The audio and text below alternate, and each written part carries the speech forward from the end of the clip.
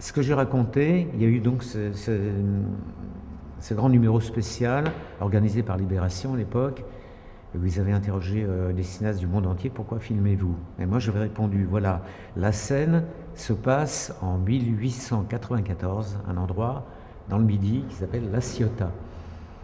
Il y a un train qui va arriver, et il y a un type qui est là avec une étrange boîte, avec une manivelle, et il tourne la manivelle, et personne ne sait ce que c'est. Et quelqu'un s'approche de lui en disant, Monsieur Lumière, pourquoi filmez-vous?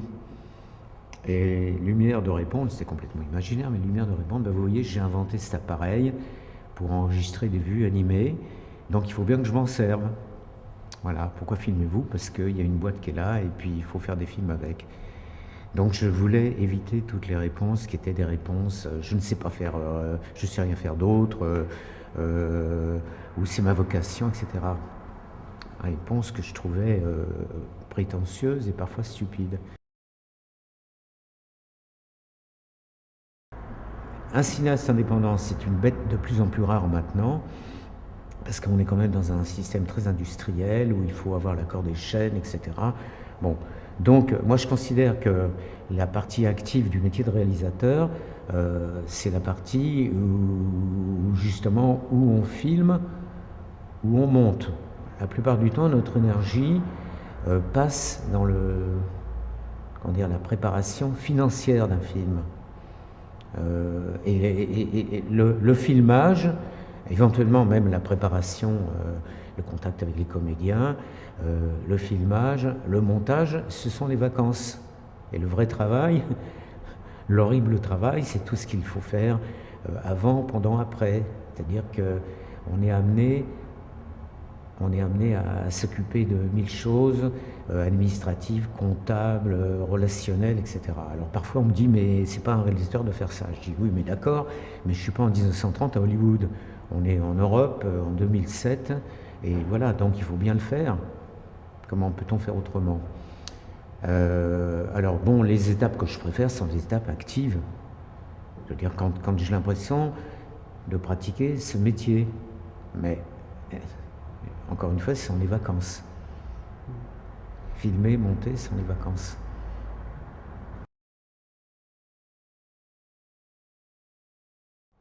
Il restait encore plein de contemporains de Vigo. On a tourné ça en 1964 et Jean Vigo est mort en 1934. Et Janine Bazin a fait un travail de contact extraordinaire à tel point qu'elle avait rencontré le producteur de Jean Vigo, qui était une sorte de mécène, qui avait des chevaux de course. Et bon, ben, je ne peux pas rentrer dans le vif du sujet, mais c'est édité. Il y a une intégrale Vigo éditée par Gaumont. Et en première partie, ils ont intégré le sujet que j'ai tourné à ce moment-là. Bon, alors c'était étonnant parce que moi j'ai toujours dit, bah, c'était un peu... je veux dire, on parle de quelqu'un qu'on n'a pas connu, mais dont on connaît les gens qui l'ont fréquenté, les amis intimes même. Donc il y a un côté Citizen Kane, c'est-à-dire qui était le citoyen Vigo. Voilà, c'était très très émouvant à faire, hein, d'autant plus que, par exemple, à l'époque, il y avait un réalisateur de télé qui est un acteur de Jean Vigo dans La Talente, qui s'appelait, parce qu'il est décédé, Gilles Margaritis. Bon, et Gilles Margaritis était réalisateur à la télé des émissions de variété, de cirque, etc. Il avait un assistant, Pierre Merle. Et Pierre Merle était pratiquement le cousin, une relation d'enfance de Jean Vigo.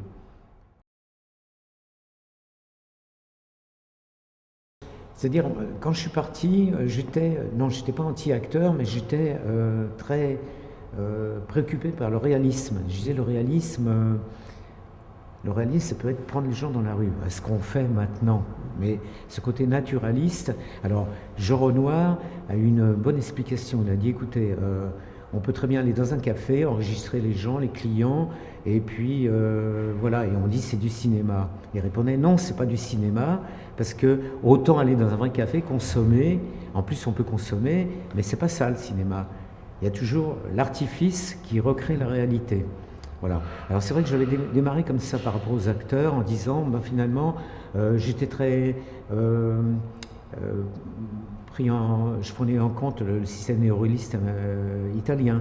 C'est-à-dire, on prend les gens dans la rue. Alors, j'ai commencé comme ça à Dieu Philippines, mais déjà en faisant un amalgame. Et plus j'avance, et là, je suis complètement, pratiquement à l'opposé, plus je ne crois qu'aux acteurs. C'est pas la peine de dire on va faire du cinéma si on n'a pas des gens qui sont là, qui ressemblent à ce qu'ils doivent être. Et j'admire beaucoup le cinéma américain à cause de ça. C'est-à-dire quand vous voyez un truand, vous avez, même si c'est un acteur, vous avez vraiment l'impression que c'est un vrai truand. Il y a un film de Woody Allen, j'ai pas le titre en tête, mais il y a un type qui impose sa petite amie, et c'est un gangster. Et le malheureux metteur en scène de théâtre, son agent lui dit, écoute, plus personne ne veut de toi, mais voilà, il y a quand même, quelqu'un qui peut prendre un spectacle, mais à condition de prendre sa petite amie. Alors l'autre dit bon, d'accord. Et le type qui faisait le gangster avait une vraie gueule de gangster, et pourtant c'est un comédien. Alors voilà, ça c'est la force du cinéma américain, c'est-à-dire il y a des gueules et on y croit. Et je pense que maintenant, en Europe, en France, en Europe, on n'a pas suffisamment de choix dans les acteurs. C'est-à-dire, si vous amenez, je parlais tout à l'heure de François Chateau. Bon, François Chateau qui est pour moi un très grand acteur, mais si vous allez dans une chaîne de télé et que vous dites, tiens, je vais y avoir François Chateau, vous pouvez être sûr, il y a 2 chances sur 3 qu'on va vous dire, qui c'est, on ne le connaît pas. Et pourtant, c'est un grand acteur qui est passé par la Comédie Française et qui maintenant est le directeur du théâtre de Dijon. Voilà. Alors, moi, je ne crois qu'aux acteurs.